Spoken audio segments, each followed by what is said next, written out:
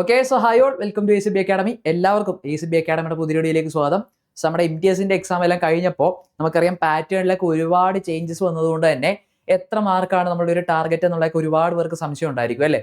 So as we നമ്മളിപ്പോൾ exam എഴുതിയപ്പോൾ നിങ്ങൾ അറിഞ്ഞതുപോലെ തന്നെ എക്സാമിന്റെ ഡിഫിക്കൽട്ടി ലെവലാണെങ്കിലും അല്ലെങ്കിൽ എക്സാമിന്റെ പാറ്റേണിലൊക്കെ ആണെന്നുണ്ടെങ്കിലും ഒരുപാട് ചേഞ്ചസ് നമ്മൾ എന്ത് ചെയ്തിട്ടുണ്ട് നിലവിൽ എക്സാമിന് കാണാനായിട്ട് പറ്റി അല്ലേ. സോ ഇങ്ങനെ വെൻഡർ ചേഞ്ചസും കാര്യങ്ങളെല്ലാം നടന്നതിന് ശേഷം ഈ പറയുന്ന പോലെ നടന്ന ആദ്യത്തെ MTS എക്സാം ആയിരുന്നു നിലവിൽ ഇപ്പോൾ നടന്നത്. അപ്പൊ സ്വാഭാവികമായിട്ടും നമ്മൾ എക്സ്പെക്ട് ചെയ്തതിൽ നിന്ന് ക്വസ്റ്റ്യൻ പാറ്റേണിൽ എന്ത് ചെയ്തിട്ടുണ്ട്, MTSന്റെ കേസിൽ അത്യാവശ്യം നല്ല രീതിയിലുള്ള വ്യത്യാസങ്ങളൊക്കെ ഉണ്ടായിട്ടുണ്ട് അല്ലേ. സോ ആദ്യം തന്നെ നമ്മൾ നോക്കുകയാണെങ്കിൽ ഡിഫിക്കൽട്ടി ലെവലൊക്കെ നോക്കുകയാണെന്നുണ്ടെങ്കിൽ തന്നെ കഴിഞ്ഞ എക്സാം പോലെ കഴിഞ്ഞ എക്സാം പോലെ ഒരു ദിവസത്തെ മുഴുവൻ ഷിഫ്റ്റുകൾ എന്ത് ചെയ്യുക പ്രയാസമാകുക, അല്ലെങ്കിൽ ഒരു ദിവസത്തെ ഷിഫ്റ്റ് മുഴുവൻ എളുപ്പമെന്നുള്ള ട്രെൻഡൊക്കെ നമ്മൾ ഇത്തവണ മാറ്റം ഉണ്ടായിരുന്നു അല്ലേ. ഇപ്പൊ ഒരേ ദിവസം തന്നെ ഹാർഡ് ആയിട്ടുള്ള ഷിഫ്റ്റ് നടന്നിട്ടുണ്ട്, ഈസി ഷിഫ്റ്റുകളൊക്കെ നടന്നിട്ടുണ്ട്. ഇപ്പൊ രാവിലത്തേക്ക് ഹാർഡ് ആണെങ്കിൽ ഉച്ച കഴിഞ്ഞ് എന്ത് ചെയ്യുക, അത് വലിയ പറഞ്ഞ സിമ്പിൾ ആയിട്ട് നടക്കുക, അങ്ങനത്തെ ചേഞ്ചസ് ഒക്കെ വന്നിട്ടുണ്ട്. അതുപോലെ റീസെന്റ് ആയിട്ട് നടന്ന എക്സാമ്പിൾ ട്രെൻഡ് നമ്മൾ നോക്കുമ്പോൾ നമ്മൾ കറന്റ് അഫേഴ്സിന് കൊടുത്ത അത്ര ഇമ്പോർട്ടൻസ് നിലവിൽ വന്ന ക്വസ്റ്റ്യൻസിന്റെ കേസിൽ എന്ത് വന്നിട്ടില്ല, ഉണ്ടായിട്ടില്ല അല്ലെ. നമ്മളിപ്പോൾ നോക്കിയാൽ തന്നെ സ്ട്രാറ്റജിക്കൊക്കെ നല്ല രീതിയിൽ ക്വസ്റ്റ്യൻസ് വന്നിട്ടുണ്ട് അല്ലെ. സ്റ്റാറ്റിക് പോർഷൻസ് ഒക്കെ നിങ്ങൾക്ക് നല്ല രീതിയിൽ ഇത്തവണ എന്ത് വന്നിരുന്നു, ക്വസ്റ്റ്യൻസ് വന്നിരുന്നു. ആൻഡ് മോസ്റ്റ് ഇമ്പോർട്ടൻ്റ്ലി എക്കണോമിക്സ് ഒക്കെ നോക്കുകയാണെന്നുണ്ടെങ്കിൽ എക്കണോമിക്സിലൊക്കെ പല എക്സാമിന് ഈ പറയുന്ന പോലെ നിങ്ങൾക്ക് ഏകദേശം എന്ത് വന്നു, 4 to 5 മാർക്സ് വരെയൊക്കെ വന്ന എക്സാംസ് ഉണ്ട് അല്ലെ. 4 to 5 വരെയൊക്കെ മാർക്സ് വന്നിട്ടുണ്ട്. അപ്പൊ ഈ ആദ്യം നടന്ന എക്സാമിലെ എക്കണോമിക്സ് മാത്രമല്ല, പൊളിറ്റി ആണെങ്കിലും ഹിസ്റ്ററി ആണെങ്കിലും അത്യാവശ്യം നല്ല രീതിയിൽ വന്നിട്ടുണ്ട് ക്വസ്റ്റ്യൻസ്. അതുപോലെ തന്നെ എക്കണോമിക്സ് ആണ് ഏറ്റവും കൂടുതൽ ചില എക്സാമിൽ ക്വസ്റ്റ്യൻസ് വന്നിരിക്കില്ലേ, 4 to 5 റേഞ്ച് വരെയൊക്കെ മാർക്ക് വന്നിട്ടുണ്ട്. അതുപോലെ ലാസ്റ്റ് നടന്ന 1-2 ദിവസങ്ങളിലേക്ക് എക്സാം നോക്കുകയാണെന്നുണ്ടെങ്കിൽ സ്റ്റാറ്റിക് പോർഷൻസിൽ നിന്നും ആർട്ട് ആൻഡ് കൾച്ചറിൽ നിന്നൊക്കെ നല്ല രീതിയിൽ ക്വസ്റ്റ്യൻസ് വന്നിട്ടുണ്ട് അല്ലേ. അപ്പൊ നമ്മൾ ഈ പറയുന്ന നമ്മൾ എക്സ്പെക്ട് ചെയ്ത ആ ഒരു ക്വസ്റ്റ്യൻ പാറ്റേണിൽ നിന്നും എല്ലാം വ്യത്യാസം വന്ന ഒരു എക്സാമും കൂടിയായിരുന്നു നിലവിൽ നടന്ന MTSന്റെ എക്സാം എന്ന് പറയുന്നത്. കറന്റ് അഫേഴ്സ് നമ്മൾ വിചാരിച്ച അത്ര വെയിറ്റേജോ കാര്യങ്ങളോ ഒന്നും എന്ത് ചെയ്തില്ല, എക്സാമിന് വന്നില്ല. കൂടുതൽ വരും ഇപ്പൊ നമ്മളാണ് കൂടുതൽ ഫോക്കസ് എടുത്ത് എന്താണ്, കറന്റ് അഫേഴ്സ് നല്ല ഫോക്കസ് കൊടുത്ത് നല്ല സ്ട്രെയിൻ നല്ല ഡീപ്പായിട്ട് തന്നെ പഠിച്ചിട്ടാണ് പോയത്. ബട്ട് സ്റ്റിൽ റീസെന്റ് നടന്ന ട്രെൻഡ് വെച്ച് നോക്കുമ്പോൾ MTS എക്സാമിൽ എന്തായിരുന്നു, കറന്റ് അഫേഴ്സിന്റെ വെയിറ്റേജ് വളരെ കുറവായതായിട്ടാണ് നമുക്ക് കാണാനായിട്ട് പറ്റിയത് അല്ലേ. അപ്പൊ ഈ ഒരു ഡിഫിക്കൽട്ടി ലെവലിലും മറ്റു കാര്യങ്ങളിലും ഉണ്ടായ ഒരു പാസ് നമുക്ക് ഈ പറയുന്ന പോലെ ഒരു വെൻഡർ ചേഞ്ച് നടന്ന ആദ്യത്തെ എക്സാം ആയതുകൊണ്ട് തന്നെ, ആദ്യത്തെ MTS എക്സാം ഒക്കെ ആയതുകൊണ്ട് തന്നെ നമ്മൾ ആദ്യമേ ഒരു ഇത്രയായിരിക്കും നിങ്ങളുടെ കട്ട് ഓഫ് എന്നോ അല്ലെങ്കിൽ ഇത്രയായിരിക്കും മാർക്ക് വരാമോ എന്ന് നിങ്ങളെ എന്ത് ചെയ്യാം മിസ് ഗൈഡ് ചെയ്യുന്ന ഒന്നും ചെയ്യുന്നില്ല. കാരണം നമുക്ക് അങ്ങനത്തെ പ്രൊഡിക്ഷൻസ് ഈ പാറ്റേൺ ചേഞ്ചും കാര്യങ്ങളും വന്നതുകൊണ്ട് തന്നെ എന്താണ് പ്രയാസമാണ്. എങ്കിൽ പോലും ഈ പറയുന്ന പോലെ ഷിഫ്റ്റ് വേസ് നോക്കുമ്പോൾ നിങ്ങൾക്ക് അച്ചീവ് ചെയ്യാൻ പറ്റുന്ന കാറ്റഗറി വേസ് നിങ്ങൾക്ക് അച്ചീവ് ചെയ്യാൻ പറ്റുന്ന ഒരു സേവ് സ്കോർ എത്രയാണ്, അപ്പൊ നിങ്ങൾക്ക് തന്നെ ഒരു കാൽക്കുലേഷൻ ഉണ്ടായിരിക്കും നിങ്ങൾക്ക് കിട്ടാൻ പറ്റുന്ന മാർക്ക്. അപ്പൊ ഈ പറഞ്ഞ സേഫ് സ്കോർ ഏകദേശം എത്രയാണെന്നുള്ളത് നിങ്ങൾ എന്ത് ചെയ്യുക, ഒന്ന് അറിഞ്ഞിരിക്കുക. നമ്മൾ പറയുന്നത് റോ മാർക്സ് ആണ് പറയാനായിട്ട് പോകുന്നത്, നോർമലൈസ്ഡ് മാർക്കുകളൊന്നും നമ്മളിപ്പോൾ പറയുന്നില്ല. നോർമലൈസേഷൻ പാറ്റേണും എല്ലാം ചേഞ്ചസ് വന്നതിന് ശേഷം നടക്കുന്ന ആദ്യത്തെ എക്സാം ആയതുകൊണ്ട് തന്നെ ആദ്യമേ നമ്മൾ അതിനെക്കുറിച്ച് എന്ത് ആധികാരികമായിട്ടൊരു കാര്യം പറയാൻ പറ്റാത്തതുകൊണ്ട് നമ്മൾ ആദ്യമേ മിസ്ഗൈഡ് ചെയ്ത് പറയുന്നൊന്നുമില്ല. എങ്കിലും നിങ്ങൾക്ക് അച്ചീവ് ചെയ്യാൻ പറ്റുന്ന അല്ലെങ്കിൽ നിങ്ങൾക്ക് കാൽക്കുലേറ്റ് ചെയ്ത് വെക്കാൻ പറ്റുന്ന ഒരു സേഫ് സ്കോർ എത്രയാണെന്നുള്ളത് എന്ത് ചെയ്യുക, ജസ്റ്റ് ഓരോ കേസിലും ഒന്ന് അറിഞ്ഞിരിക്കുക. ഓക്കെ, അപ്പൊ ഈ പറഞ്ഞാൽ നിങ്ങളിപ്പോൾ ഒരു ഹാർഡ് ഷിഫ്റ്റ് ആണ് അറ്റൻഡ് ചെയ്യുന്നുണ്ടെങ്കിൽ, ഇപ്പോൾ ഹാർഡ് ഷിഫ്റ്റിന്റെ കേസ് പറയുകയാണെന്നുണ്ടെങ്കിൽ നിങ്ങളിപ്പോൾ അറ്റൻഡ് ചെയ്ത ഒരു ഹാർഡ് ഷിഫ്റ്റ് ആണെന്നുണ്ടെങ്കിൽ അവിടെ നിങ്ങൾക്ക് അച്ചീവ് ചെയ്യേണ്ട ഒരു മാർക്ക് എന്ന് പറയുന്നത്, ഹാർഡ് ഷിഫ്റ്റിന്റെ കേസിൽ നമുക്കറിയാം ഈ പറയുന്നതല്ലേ, ഇപ്പൊ നമുക്ക് അറ്റൻഡ് ചെയ്യുമ്പോൾ തന്നെ നമുക്ക് അറിയാനായിട്ട് പറ്റും. നിങ്ങളിപ്പോൾ ഓൾറെഡി നിങ്ങളുടെ നോർമലൈസേഷനിലൂടെ നമ്മൾ പോകുന്നില്ല, നിങ്ങൾ അറ്റൻഡ് ചെയ്തതിനു ശേഷം നിങ്ങൾ പറഞ്ഞ നല്ലോണം പ്രിപ്പയർ ചെയ്താൽ ഇപ്പോൾ നിങ്ങൾക്ക് ഒരു ഐഡിയ കാണുമല്ലോ എക്സാമിനെ കുറിച്ച്. അപ്പൊ ജനറലി കിടക്കുന്ന ഒരു കൺസെപ്ഷന്റെ ബേസിൽ ഈ പറയുന്ന ഹാർഡ് ഷിഫ്റ്റ് ആണെന്നില്ല നിങ്ങൾ അറ്റൻഡ് ചെയ്തെന്നുണ്ടെങ്കിൽ നിങ്ങൾ ഏകദേശമൊക്കെ എക്സ്പെക്ട് ചെയ്യേണ്ട ഒരു മാർക്ക് എന്ന് പറയുന്നത്, ഒരു കട്ട് ഓഫ് എന്നൊക്കെ പറയുന്നത് ജനറൽ കാറ്റഗറി നിങ്ങൾ നോക്കുകയാണെന്നുണ്ടെങ്കിൽ, ഓക്കെ ജനറൽ കാറ്റഗറി നിങ്ങൾ നോക്കുകയാണെന്നുണ്ടെങ്കിൽ ഏകദേശം ഈ പറയുന്ന പോലെ ഒരു 110 to 115 റേഞ്ച് അല്ലെങ്കിൽ അതിൽ കൂടുതലൊക്കെ മാർക്ക് വരികയാണെന്നുണ്ടെങ്കിൽ നിങ്ങൾ എന്ത് കൂട്ടിയാൽ മതി, അത് സേഫ് സ്കോർ ആയിട്ട് നിങ്ങൾ കാൽക്കുലേറ്റ് ചെയ്താൽ മതി. ഓക്കെ, 110, 115 റേഞ്ചിലൊക്കെ മാർക്ക് കിട്ടിയാൽ തന്നെ എന്താണ് നിങ്ങൾ ഏകദേശം സേഫ് ആയിരിക്കും. ഓക്കെ, അതൊരു OBC കാറ്റഗറി നോക്കുകയാണെന്നുണ്ടെങ്കിലും ഒരു 105, 110 റേഞ്ചൊക്കെ നിങ്ങൾക്ക് എന്ത് ചെയ്യാം, ഒരു സേഫ് സ്കോർ ആയിട്ട് ആ ഒരു റേഞ്ചിലൊക്കെ മിനിമം മാർക്ക് നിങ്ങൾ കിട്ടിയിട്ടുണ്ടെന്നുണ്ടെങ്കിൽ നിങ്ങൾ എന്താണ് സേഫ് ആയിട്ടും കാൽക്കുലേറ്റ് ചെയ്യാം. ഞാൻ നോർമലൈസേഷൻ നടന്ന മാർക്കല്ല പറയുന്നത്, അല്ല നിങ്ങൾ ജനറൽ നിങ്ങൾ അച്ചീവ് ചെയ്യാൻ പറ്റുന്ന മാർക്ക് ഈ റേഞ്ച് ഒക്കെ വരുന്നുണ്ടെന്നുണ്ടെങ്കിൽ നിങ്ങൾ എന്താണ്, നിങ്ങൾ അത്യാവശ്യം സേഫ് ആയിട്ടാണ് കാൽക്കുലേറ്റ് ചെയ്യാം അല്ലേ. ഇനി EWS കാറ്റഗറി നിങ്ങൾ നോക്കുകയാണെന്നുണ്ടെങ്കിലും ഈ പറയുന്ന പോലെ ഏകദേശം ഒരു 100+, ഒരു 100, 105 മാർക്കൊക്കെ നിങ്ങൾക്ക് വരികയാണെന്നുണ്ടെങ്കിൽ ആ ഒരു റേഞ്ചിൽ നിങ്ങൾക്ക് മിനിമം മാർക്സ് വരുന്നുണ്ടെന്നുണ്ടെങ്കിൽ നിങ്ങൾക്ക് എന്ത് ചെയ്യാം, നിങ്ങൾ ഏകദേശമൊക്കെ സേഫ് തന്നെയാണ്.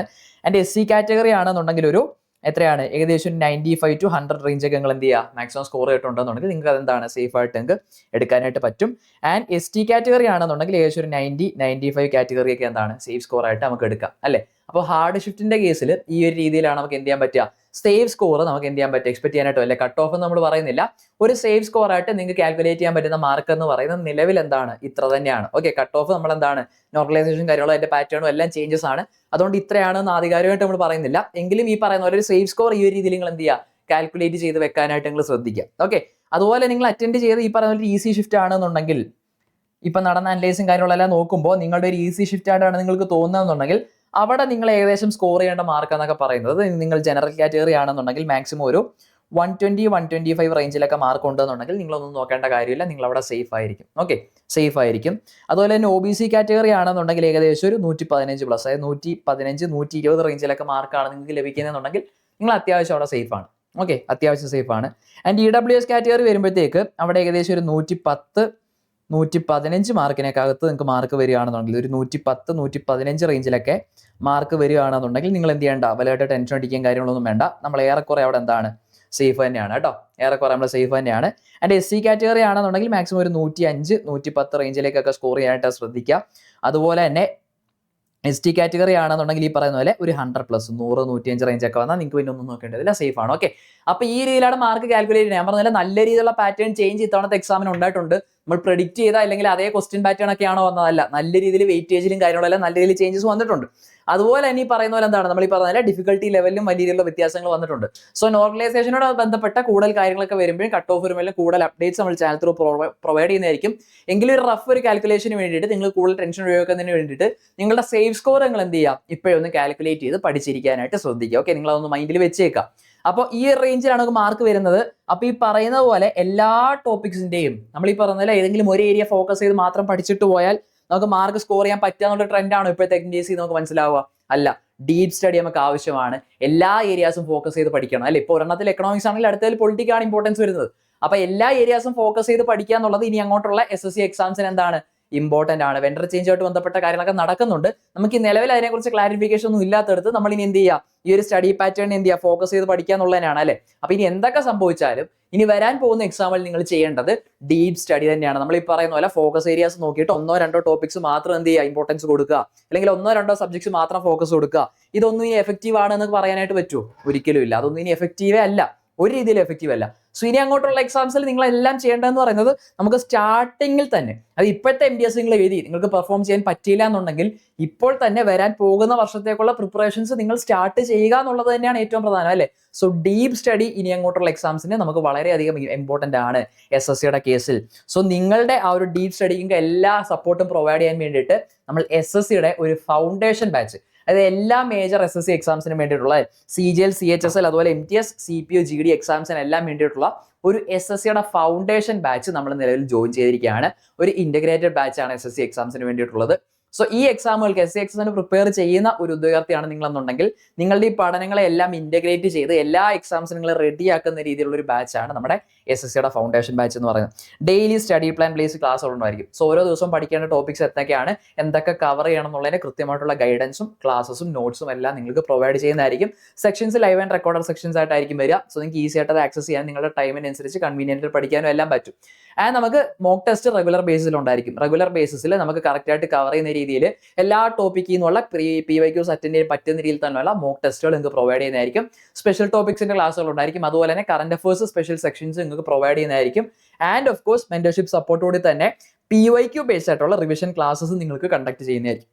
ഓക്കെ, അങ്ങനെ SSC എക്സാംസിന് വേണ്ടിയിട്ടുള്ള ഒരു കംപ്ലീറ്റ് പാക്കേജ് ആണ് നമ്മുടെ ഒരു SSC ഫൗണ്ടേഷൻ ബാച്ച് എന്ന് പറയുന്നത്. സോ അടുത്ത വർഷം വരാൻ പോകുന്ന പ്രധാനപ്പെട്ട SSC എക്സാമുകൾക്ക് വേണ്ടി പ്രിപ്പയർ ചെയ്യാൻ ആഗ്രഹിക്കുന്ന ഒരു ഉദ്യോഗാർത്ഥിയാണ് നിങ്ങളെന്നുണ്ടെങ്കിൽ എത്രയും വേഗം സ്ക്രോളിൽ കാണുന്ന നമ്പറിലേക്ക് കോൺടാക്ട് ചെയ്യുക. നിങ്ങളുടെ അഡ്മിഷൻസ് ഉറപ്പുവരുത്തുക. പ്രിപ്പറേഷൻസ് നല്ല രീതിയിൽ തന്നെ മുന്നോട്ട് കൊണ്ടുപോകാനായിട്ട് ശ്രദ്ധിക്കുക. ഓക്കെ, അപ്പോൾ കൂടുതൽ അപ്ഡേറ്റ്സുമായിട്ട് എക്സാം റിലേറ്റഡ് അപ്ഡേറ്റ്സുമായിട്ട് നമ്മൾ ചാനലിൽ കൂടുതൽ വീഡിയോസ് വരുന്നതായിരിക്കും. ക്ലാസ്സുകൾ നമ്മൾ യൂട്യൂബ് ത്രൂ നമ്മൾ പ്രൊവൈഡ് ചെയ്യുന്നതായിരിക്കും. അതൊക്കെ കൃത്യമായിട്ട് ലഭിക്കുന്നതിന് വേണ്ടിയിട്ട് ചാനൽ സബ്സ്ക്രൈബ് ചെയ്യുക. ആദ്യമായിട്ട് കാണുന്ന ഒരാൾ സബ്സ്ക്രൈബ് ചെയ്യുക. അപ്പോൾ കൂടുതൽ അപ്ഡേറ്റ്സുമായിട്ട് നമുക്ക് നെക്സ്റ്റ് വീഡിയോയിൽ കാണാം. Till then all the best.